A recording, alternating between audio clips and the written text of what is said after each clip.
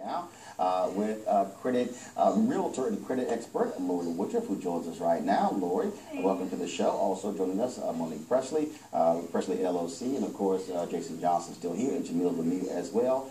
So one of the things I think a lot of folks don't realize is credit now is used for everything. Absolutely. Rental car, your phone, your light bill. Right. It's not just a house and car. Nope, it's not. It's not. So, yeah, it is. It's everything. You can't even breathe without someone finding out what is your social security number. And let's get some things moving forward from that. So, absolutely. What's the biggest mistake folks make when it comes to their credit? Is it not knowing what's on the report? Yeah, I think that is just the not knowing. And I've worked in real estate since 2001. So a lot of times when we're buying houses and going through the motion of trying to just be better, it's got to be, we don't know.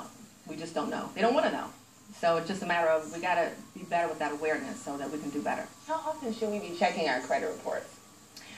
I would say at least once a year. Once a year. And even with that, you have to just be very careful and not overdo it. But just understand when people are looking for jobs, they can't have it if your credit is not up to par. And even just, as you said, renting a car, it's an issue. And there's multiple credit agencies. There's Experian. It doesn't matter which one you go through because, you know, they're all going to try and contact you. That's one thing a lot of people find confusing. It's three. It's three agencies. You've got the three bureaus are Experian, TransUnion, and Equifax. So I was just talking with a young lady coming up here. She says, well, I haven't checked it in about 2 years, and I just want to strangle her.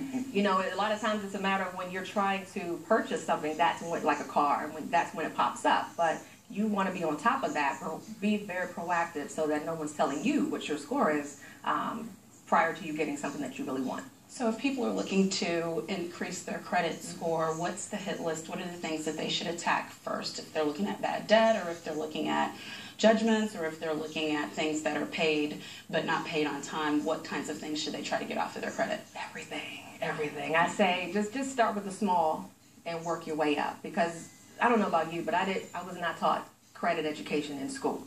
And with that being the case, if our parents didn't demonstrate that ability to do well, we didn't do it. So we're going to pick up the habits of our parents and just do exactly what they did. So once you get out of school and you go to college and they're throwing credit card applications in your face, and all, that's when the debt begins, actually. So if you're going off to school and all of a sudden now, hey, I've got $20,000 in debt and I have no job.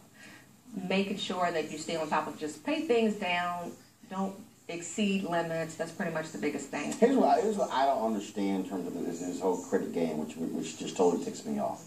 If you pay stuff off, right, it hurts you. Okay, I got money.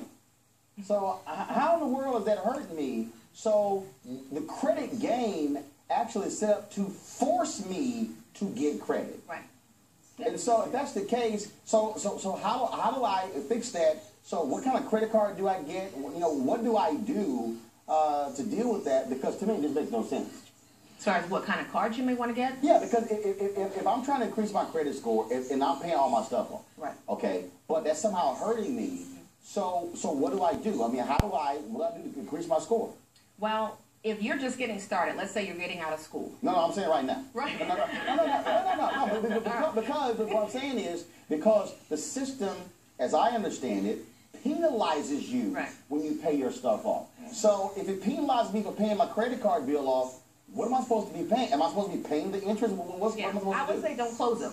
Just don't close any accounts that you have, because that's going to keep your score up. You know, you want to keep your cards open. I know you have 20 credit cards. No, I don't. I have no credit cards. That's my whole point. I don't like credit cards, but the system is forcing me to get credit cards. Yeah, you got to balance it out, because it is a game of you want to keep things in balance, because when people are looking at your credit, it's a measure of where you've been, who you've paid on time. And if you haven't paid anyone on time, good luck in trying to get in credit. So here's a question, because this is something that I struck right out of grad school. I paid my whole way through school, and I didn't take out any loans. Good. So I had no credit history, because I got no credit for paying rent or anything else like that. Right. So when you're that person, how do you start to build a credit history without getting in trouble? Because that's what happened to me.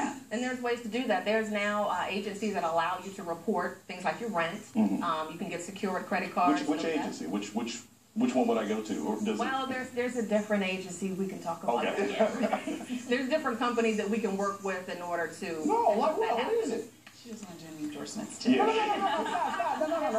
No, this is not endorsements. But literally, somebody's watching. They're going, okay. Right. I mean, what is it? Who do I go to? Who do I go take a look at? Right. I work with a company, and the services are there to really help credit, build your credit. So if that is something that you needed to get help with, because I work a lot with clients who are trying to buy homes, who are trying to start businesses, and they just can't do it. So there's things there to help build the credit up. So get a secured credit card, report the rent, and it might be times where you can report utilities, usages as well, because that'll help build the credit up so that everybody sees you now. But congratulations on So your papers. what are your thoughts about cards like Serve, the New American Express, Serve Card, and other companies like that that are geared toward people who normally would not be able to get credit cards? Are those a good way to start? Secured cards are probably the best way to get started because it's your money. It's your money that you're using to establish, let's say it's $1,000 limit, $500 limit. That way you can start boost your scores and activity from that point. All right, then how can folks reach you for more information?